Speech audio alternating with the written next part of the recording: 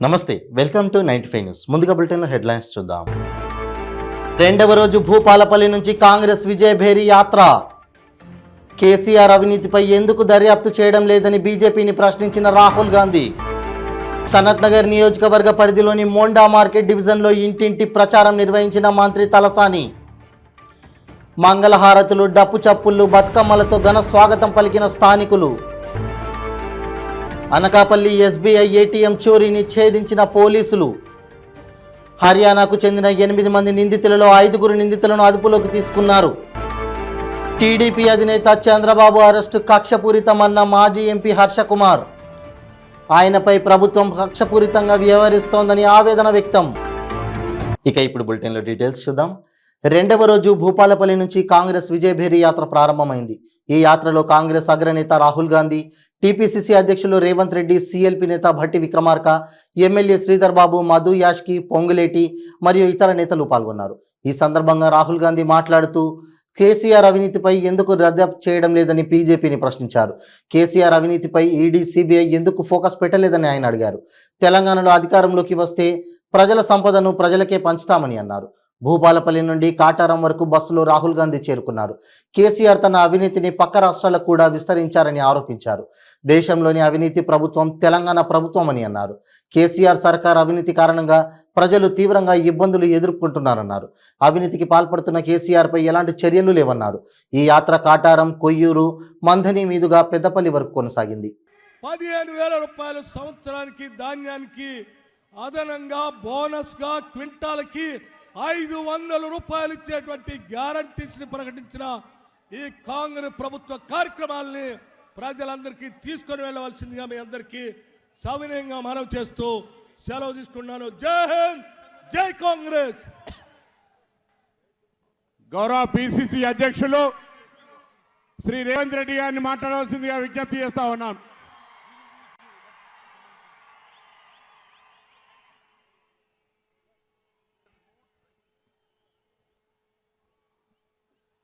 మిత్రులారా,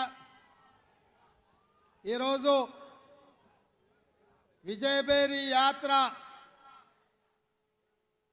రామప్ప దేవాలయం సాక్షిగా సమ్మక్క సారలమ్మ ఆశీర్వాదంతో మన నాయకుడు శ్రీ రాహుల్ గాంధీ గారు, మన సోదరీమణి, మన తెలంగాణ ప్రదాత శ్రీమతి సోనియమ్మ ముద్దుల కూతురు శ్రీమతి ప్రియాంక గాంధీ గారు ఈరోజు మన మధ్యలో ఈ దండకారణ్యంలో తెలంగాణ బిడ్డలకు, ఆదివాసీలకు, గిరిజనులకు, బడుగు బలైన దళిత వర్గాలకు అందరికి కూడా అండగా ఉండడానికి, ఈ తెలంగాణ రాష్ట్రం బడుగు బలైన దళిత గిరిజన మైనారిటీ మహిళలదని చెప్పడానికి మనందరి దగ్గరికి వచ్చి మొన్న సెప్టెంబర్ 17 నాడు శ్రీమతి సోనియా గాంధీ గారు హైదరాబాదు దగ్గర రాజీవ్ గాంధీ గారి ప్రాంగణంలో 6 గ్యారంటీలను ఏమైతే ఇచ్చిండ్రో పేదలకు చేర్చడానికి ఈ బస్సు యాత్రలో పాల్గొనడానికి వారు వచ్చిండ్రు. వారికి మీ చప్పట్లతో బ్రహ్మాండమైన స్వాగతం పలకండి మిత్రులారా.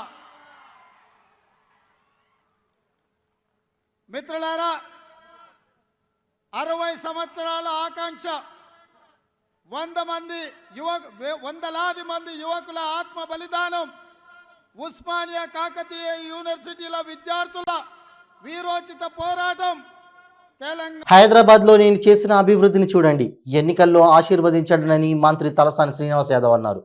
సనత్ నగర్ నియోజక పరిధిలోని మోండా మార్కెట్ డివిజన్లో ఇంటింటి ప్రచారం నిర్వహించారు. ఆయనకు స్థానికులు మంగళహారతులు, డప్పు చప్పుళ్ళు, బతుకమ్మలతో ఘన స్వాగతం పలికారు. మంత్రి మాట్లాడుతూ కాంగ్రెస్ 50 సంవత్సరాల అధికారంలో ఉండి ఏం చేసిందో చెప్పాలన్నారు. ఎన్నికలు వచ్చినప్పుడే కాంగ్రెస్, బీజేపీ పార్టీలు ప్రజలు గుర్తొస్తారన్నారు. గతంలో ముఖ్యమంత్రి, మంత్రులుగా ఉండి ఎలాంటి అభివృద్ధి చేయలేదన్నారు. 50 సంవత్సరాలలో జరగని అభివృద్ధిని 9.5 సంవత్సరాలలో చేసి చూపెట్టామన్నారు. ప్రజలు చూపెడుతున్న ఆదరణ చూస్తుంటే భారీ మెజారిటీతో గెలుస్తానని ధీమా వ్యక్తం చేశారు.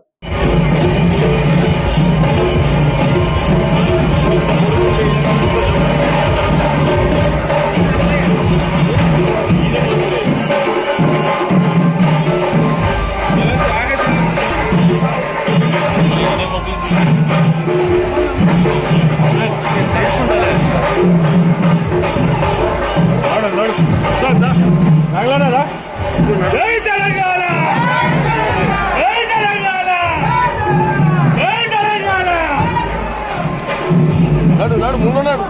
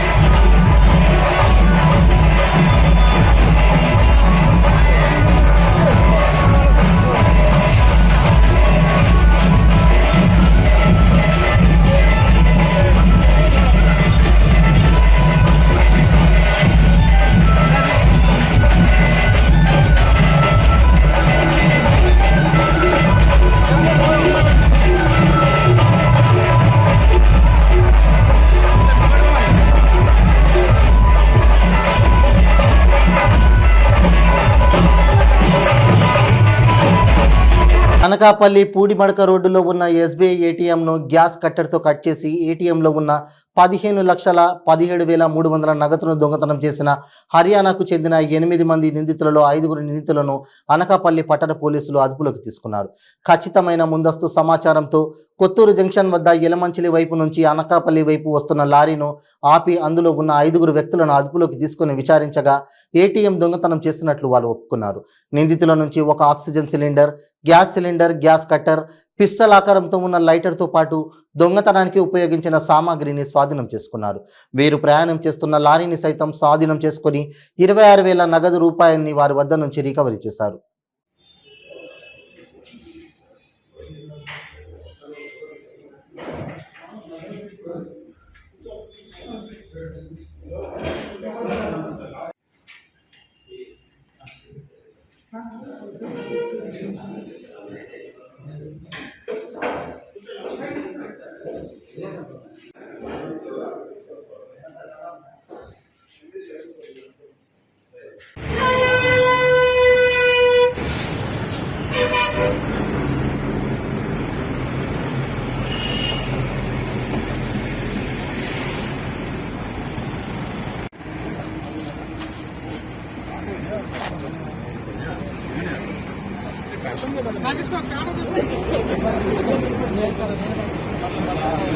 అదేవిధంగా ఒక గ్యాస్ కట్టరు, గ్యాస్ సిలిండర్ ఇలాంటివి, దాంతోపాటు 22 కేజీల గంజా కూడా పట్టుబడింది. అందులో 5 మంది నిందితులు ఉన్నారు. వాళ్ళ దగ్గర 5 మొబైల్స్ కూడా సీజ్ చేయడం జరిగింది. వీళ్ళే అని చెప్పి మాకున్న ఖచ్చితమైన సాంకేతిక పరిజ్ఞానంతో వీళ్ళని అనుసంధానం చేయడం జరిగింది. వీళ్ళు సాక్ష్యాధారాల సహాయంతో వీళ్ళని అరెస్ట్ చేయడం జరిగింది. వీళ్ళ మోడస్ ఆపరాండి ఎలా ఉంటుందంటే, వీళ్ళందరూ కూడా Palwal district Haryana and Mewar district Haryana రాష్ట్రానికి సంబంధించిన వాళ్ళు. వీళ్ళంతా ఇక్కడికి ఒక లోడ్ సహాయంతో లోడ్ డెలివరీ చేసేదానికి వస్తారు. గ్యాస్ కట్టర్లు దీంతో ఇక్కడ లోడ్ దించేసిన తర్వాత ఒక వాహనాన్ని దొంగలించడం జరుగుతుంది. ఆ వాహనంలో ఇవన్నీ కూడా గ్యాస్ కట్టర్లు ఇవన్నీ తీసుకెళ్ళి దానిలో ఉన్న ఏటీఎం సెంటర్ని ఏదైతే ఫ్రెజైల్గా ఉంటుందో, దాంట్లో ఎక్కడ సెక్యూరిటీ గార్డ్ కానీ సంథింగ్ ఉంటుందో అక్కడికి వెళ్ళడం, దాంట్లో డిస్ప్లేని కవర్ చేసే విధంగా ఒక బ్లాక్ స్ప్రే లాంటివి కొట్టడం, దాని తర్వాత గ్యాస్ కట్టర్తో ఏటీఎంని బ్రేక్ చేయడం, దాంట్లో ఉన్న అమౌంట్ని దొంగిలించడం. ఇదంతా కూడా వాళ్ళ మోడస్ ఆపరాండి. దీంట్లో భాగంగా ఇంకా ఒక 3 నిందితులను కూడా పట్టుకోవాల్సిన అవసరం ఉంది. మా దర్యాప్తులో భాగంగా వాళ్ళని కూడా తదనంతరం పట్టుకోవడం జరిగింది. ఈ విధంగా అనకాపల్లి జిల్లాలో ఏదైనా సరే దొంగతనం జరుగుతున్న క్రమంలో పకడ్బందీగా బీట్స్ అయితే ఏంటి, దానికి సంబంధించిన ఇవన్నీ పోలీసు బలగాలను ఇవన్నీ తిప్పించడం, డిఫరెంట్ టీమ్స్ని ఫామ్ చేయడం, ఇలాంటివన్నీ చేస్తూ మనము ఈ క్రైమ్ ప్రివెన్షన్ ఆస్పెక్ట్లో ఇవన్నీ చేస్తాం.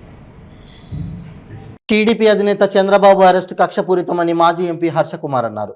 ఆయనపై ప్రభుత్వం కక్షపూరితంగా వ్యవహరిస్తోందని ఆవేదన వ్యక్తం చేశారు.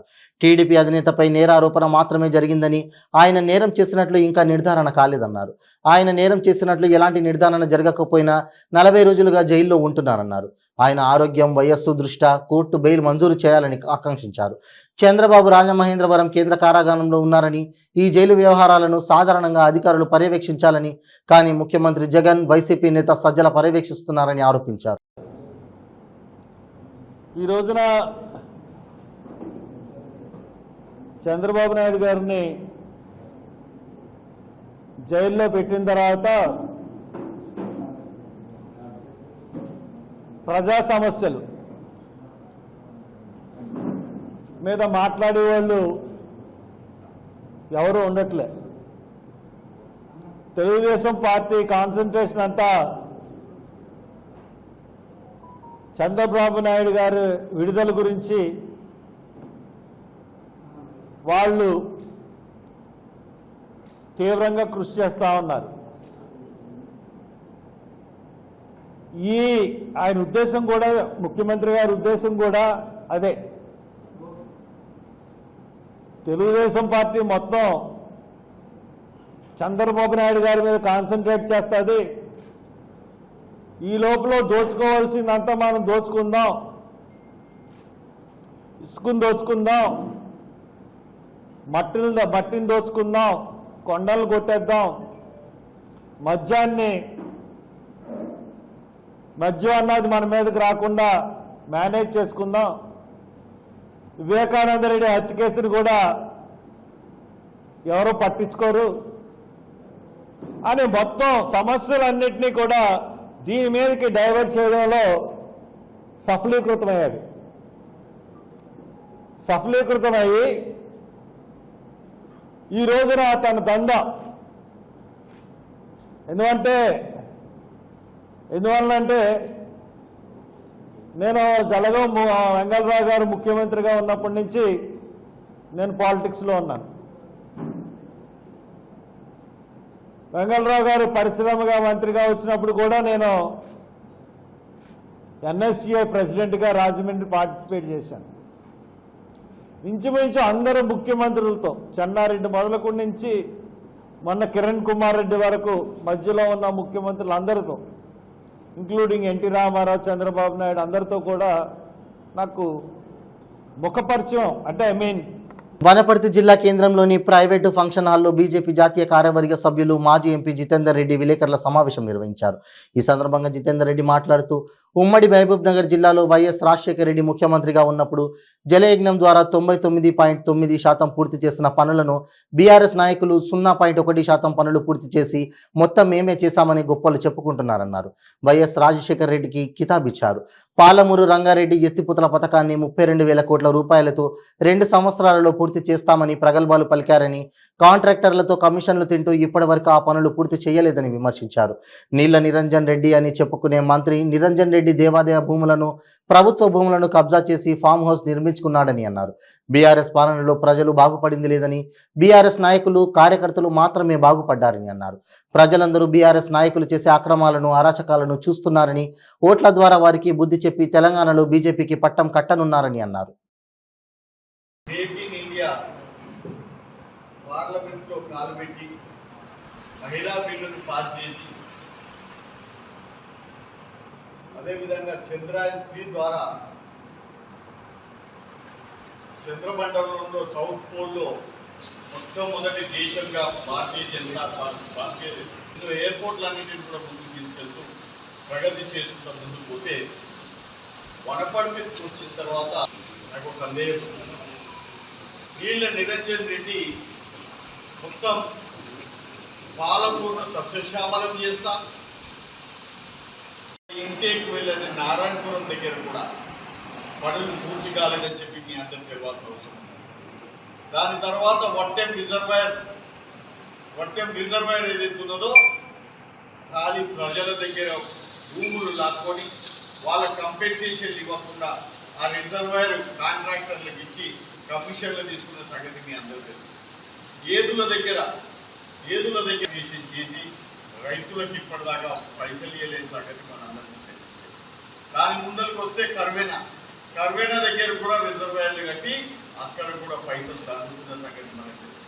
భూదాండాపురం దగ్గర ఇప్పటికి కూడా అక్కడ రైతులందరూ కూడా ఇప్పటికీ 9% వర్క్స్ అప్పుడు అయిపోయి 0.1% పనులకు కేంద్రం నుంచి నిధులు విడుదల చేస్తే దాంట్లో నుంచి కూడా కమిషన్లు తీసుకొని ఇవాళ జూరాల ప్రాజెక్టు ద్వారా వచ్చిన నీళ్లను వాడుకుంటూ సూర్యాపేట జిల్లా కోదాడ పట్టణంలో రోజురోజుకి మారుతున్న రాజకీయ పరిణామంలో భాగంగా ప్రముఖ అడ్వకేట్ గౌడ సంఘం అధ్యక్షుడు KLN ప్రసాద్ పార్టీ మారుతున్నట్లుగా తెలియజేశారు. గత 15 ఏళ్లుగా పార్టీని అంటిపెట్టుకొని ఉన్నానని, పార్టీ కార్యకర్తలకు నాయకులకు తగు స్థానం కల్పించడంలో విఫలమైందని అన్నారు. నామినేట్ పోస్టులు ఎన్నో ఉండగా వాటిని భర్తీ చేయడంలో నిర్లక్ష్యం వహించిన సీఎం కేసీఆర్లను తీవ్రంగా ఖండిస్తూ అందుమూలంగానే పార్టీ మారబోతున్నానని, నాకు ఎవరి మీద పగలు ప్రతీకారాలు లేవని అన్నారు. సీఎం కేసీఆర్కి, కేటీఆర్కి, మంత్రి జగదీశ్వర్ రెడ్డికి, రాజ్యసభ సభ్యుడు బడుగుల లింగయ్యకు రాజీనామా లేఖ పంపినట్లుగా మీడియా సమీక్షంలో తెలియజేశారు. ఉత్తమ్ కుమార్ రెడ్డి 4 రోజుల క్రితం ఇంటికి వచ్చి కలిశారని, పార్టీ మారి కాంగ్రెస్ పార్టీలో చేరాలని పిలుపునిచ్చారన్నారు. త్వరలో 2000 మందితో కాంగ్రెస్ పార్టీలో చేరబోతున్నట్లుగా ఆయన తెలియజేశారు. మరియు జిల్లా పార్టీ అధ్యక్షులు రాజ్యసభ సభ్యులు బడుగు లింగ యాదవ్ గారికి, జిల్లా ఇన్ఛార్జి ఎమ్మెల్సీ తక్కెలపల్లి రవీంద్రరావు గారికి తలా కాపీ పంపించడం జరుగుతుంది.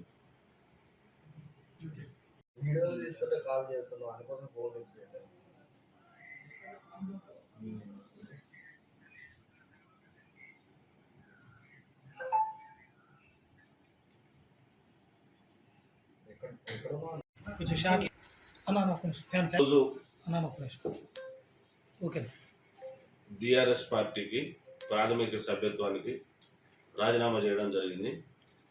దీంట్లో ముఖ్య ఉద్దేశం ఏంటంటే, బీఆర్ఎస్ పార్టీలో 2015లో జాయిన్ అయినప్పుడే మరి పార్టీ పెద్దలు, జిల్లా మంత్రివర్యులు అప్పుడు మంచి నామినేటెడ్ పోస్ట్ ఇప్పిస్తాం, పార్టీ డెవలప్ చేయాలి అని చెప్పి జాయిన్ చేసుకోవడం జరిగింది. అప్పుడు కేసీఆర్ గారి సమక్షంలో తెలంగాణ భవన్లో టీఆర్ఎస్ పార్టీలో జాయిన్ అయినా. ఆ తర్వాత పార్టీ అభివృద్ధి కోసం ఎనలేని సేవ చేసి స్థానిక సంస్థల ఎన్నికల్లో సర్పంచ్లు, డిప్యూటీసీలు, ఎంపీటీసీలు వాళ్ళ ఎలక్షన్ కోసం కష్టపడి తిరిగి గ్రామ కమిటీలలో ఇన్ఛార్జ్, మండల ఇన్ఛార్జీలుగా పోయి రకరకాల బాధ్యతలు తీసుకొని పార్టీ అభివృద్ధికి దోహదపడడం జరిగింది. తర్వాత కౌన్సిలర్స్ అసోసియేషన్ స్థాపించి మరి కోదాడ కౌన్సిలర్గా ఉండి తెలంగాణ మొత్తం తిరిగి కౌన్సిలర్స్, వేరే పార్టీలో ఉన్న కౌన్సిలర్స్ను కూడా బీఆర్ఎస్ పార్టీలో జాయిన్ చేయించడం జరిగింది. తర్వాత కౌండిన్య గౌడ సంఘం వ్యవస్థాపక అధ్యక్షుడుగా నేనుండి మరి రకరకాల అన్ని నియోజకవర్గాల్లో కూడా అనేక రకాల అభివృద్ధి పనులు చేసుకుంటూ వాళ్ళ సంక్షేమానికి తోడ్పడుతూ వాళ్ళకు కావాల్సిన అన్ని కల్పిస్తూ లైసెన్సులు అయితే తదితర సహాయాలు అందిస్తూ గీత కార్మికులను కూడా మరి బీఆర్ఎస్ పార్టీ వైపు కూడా తీసుకురావడం జరిగింది. మరి ఇన్ని చేసిన క్రమంలో 2014 పీరియడ్ అయిపోయాక 2018లో మళ్ళీ కోదాడ శాసనసభ్యులు గారిని కూడా గెలిపించడానికి తీవ్ర కృషి చేయడం జరిగింది. అనంతరం వారు కూడా నామినేటెడ్ పోస్ట్ ఇప్పిస్తా అని చెప్పినా మరి పై లెవెల్లో కమిటీలు వేయలేదు, ఇవ్వలేదని చెప్పడం జరిగింది. అదే కానీ వేరే రకంగా కూడా పార్టీ ఇంత కష్టపడ్డా కూడా వేరే పనులు కూడా, ఎలాంటి పనులు కూడా చేయించుకోవడానికి కూడా ఆస్కారం లేకుండా అయింది. ద్వితీయ శ్రేణి నాయకులకు బీఆర్ఎస్ పార్టీలో గౌరవం లభించడం లేదు. ఎమ్మెల్యేలు కూడా పట్టి పట్టనట్టుగా వ్యవహరిస్తున్నారు. ద్వితీయ శ్రేణి నాయకులు చూసుకునే బాధ్యత ఎమ్మెల్యేలకు ఉంటుంది. వాళ్ళు కూడా చూసి చూడనట్టుగా వ్యవహరించడం వల్లనే నాకు ఎలాంటి లాభం జరగలేదు. చాలా నష్టపోయాను, ఆర్థికంగా మానసికంగా కూడా నష్టపోయి మరి ఎలాంటి పదవులు లభించకుండా కూడా ఈనాటికి కూడా ఉండటం వలన విసుగు చెంది ఏం తోచని పరిస్థితుల్లో ఉంటున్న క్రమంలో మరి నల్గొండ ఎంపీ ఉత్తమ్ కుమార్ రెడ్డి గారు మా ఇంటికి వచ్చి మొన్న ఆదివారం రాత్రి పార్టీలో రమ్మని ఆహ్వానించారు. మరి గతంలో కూడా వారంట నేను ఎలక్షన్స్లలో అనేక ఎలక్షన్స్లో పనిచేసినాను. నేను పెద్ద ఎత్తున మా అనుచరగణాన్ని ఏర్పాటు చేసి వారితో సమావేశం, సంప్రదింపులు జరపగా వారందరూ కూడా మీరు ఏ నిర్ణయం తీసుకున్నా మేమందరం వస్తామని చెప్పి వాళ్ళు చెప్పడం జరిగింది. నేను ఒక 3-4 రోజుల్లో పెద్ద ఎత్తున ఒక 2000 మందితోని కాంగ్రెస్ పార్టీలో జాయిన్ అవ్వడానికి ప్రణాళిక సిద్ధం చేసుకున్నానని ఈ సందర్భంగా తెలియజేస్తాను. హుజూర్ నగర్ నియోజకవర్గ వ్యాప్తంగా బతుకమ్మ సంబరాలు అంబరాన్నంటాయి. ఐదో రోజు ఎంగిలి పూలు బతుకమ్మ సంబరాలను బంతి పూలతో బతుకమ్మను చేసుకొని బతుకమ్మ ఉయ్యాలు అంటూ చిన్న పెద్ద తేడా లేకుండా మహిళలు భారీ సంఖ్యలో పాల్గొని బతుకమ్మ పాటలతో ఆడి పాడి తమ భక్తిని చాటారు. హుజూర్ నగర్ పట్టణంలోని 15వ వార్డు యూపీఎస్ నంబర్ 1 స్కూల్ వద్ద ఏర్పాటు చేసిన బతుకమ్మ కార్యక్రమం మరియు పలు వార్డుల్లో బతుకమ్మ సంబరాలు అంబరాన్నంటాయి. మహిళలు భారీ బతుకమ్మలను పేర్చి బతుకమ్మ సంబరాలను ఘనంగా నిర్వహించారు. లక్ష్మీపురం మండలం కేదారిపురం నుండి తాడికొండ కుక్కుడి సెంటర్ దగ్గర రోడ్డు ప్రమాదం జరిగింది. క్షతగాత్రుని హుటాహుటిన భద్రగిరి హాస్పిటల్కు తరలించారు. ఈ ప్రమాదంపై ఇంకా పూర్తి వివరాలు తెలియాల్సి ఉంది.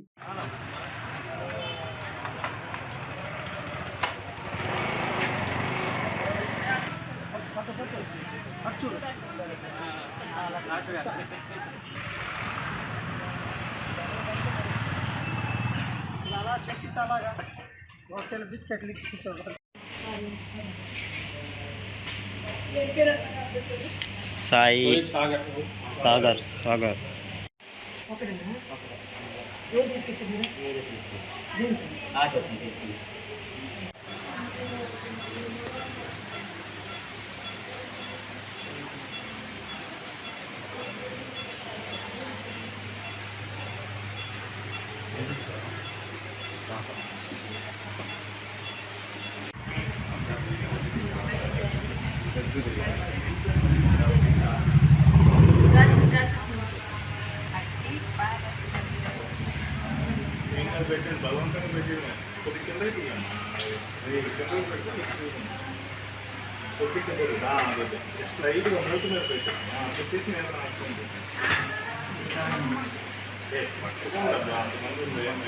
సరూర్ నగర్లోని జిహెచ్ఎంసీ సర్కిల్ కార్యాలయంలో Hayat Nagar circle town planning సెక్షన్లో ఏసీబీ అధికారులు దాడులు నిర్వహించారు.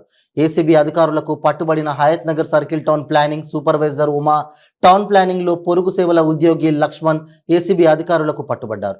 కొద్ది రోజుల క్రితం గుర్రంగూడకు చెందిన సుధాకర్ రెడ్డి అనే వ్యక్తి ఇల్లు నిర్మాణం కొరకు 1.5 లక్షలు డిమాండ్ చేసి డబ్బులు తీసుకుంటుండగా రెడ్ హ్యాండెడ్గా పట్టుకున్నట్లు ఏసీబీ డీఎస్పీ మాజిద్ అలీ వెల్లడించారు.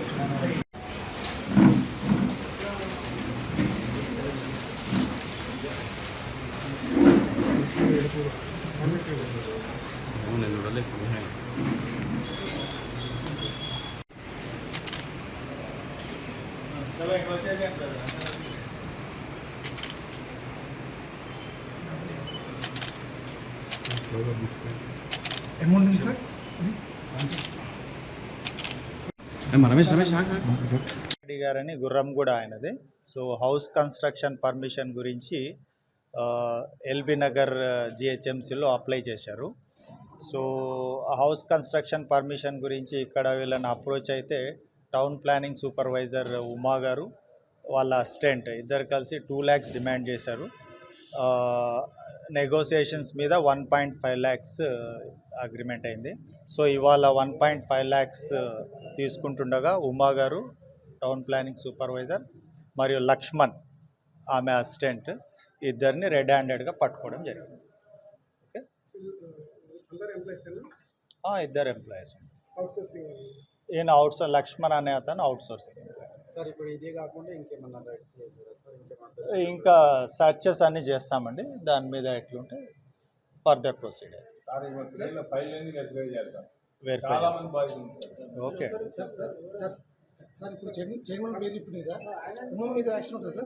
అవునండి, ఇద్దరిని అరెస్ట్ చేసి రిమాండ్కి తరలిస్తాం. A1 Uma, town planning supervisor Uma గారు. A2 లక్ష్మణ్. బులెటిన్ ముగించే ముందు హెడ్లైన్స్ మరోసారి. 2వ రోజు భూపాలపల్లి నుంచి కాంగ్రెస్ విజయభేరి యాత్ర. కేసీఆర్ అవినీతిపై ఎందుకు దర్యాప్తు చేయడం లేదని బీజేపీని ప్రశ్నించిన రాహుల్ గాంధీ. సనత్ నగర్ నియోజకవర్గ పరిధిలోని మోండా మార్కెట్ డివిజన్లో ఇంటింటి ప్రచారం నిర్వహించిన మంత్రి తలసాని. మంగళహారతులు, డప్పు చప్పుళ్ళు, బతుకమ్మలతో ఘన స్వాగతం పలికిన స్థానికులు. అనకాపల్లి ఎస్బీఐ ఏటీఎం చోరీని ఛేదించిన పోలీసులు. హర్యానాకు చెందిన 8 మంది నిందితులలో 5 నిందితులను అదుపులోకి తీసుకున్నారు. టీడీపీ అధినేత చంద్రబాబు అరెస్టు కక్షపూరితమన్న మాజీ ఎంపీ హర్షకుమార్. ఆయనపై ప్రభుత్వం కక్షపూరితంగా వ్యవహరిస్తోందని ఆవేదన వ్యక్తం. ఇవి బులెటిన్ అప్డేట్స్. మరిన్ని అప్డేట్స్ కోసం చూస్తూనే ఉండండి 95 న్యూస్. ప్రతిక్షణం ప్రజాక్షేమం కోసం. నమస్తే.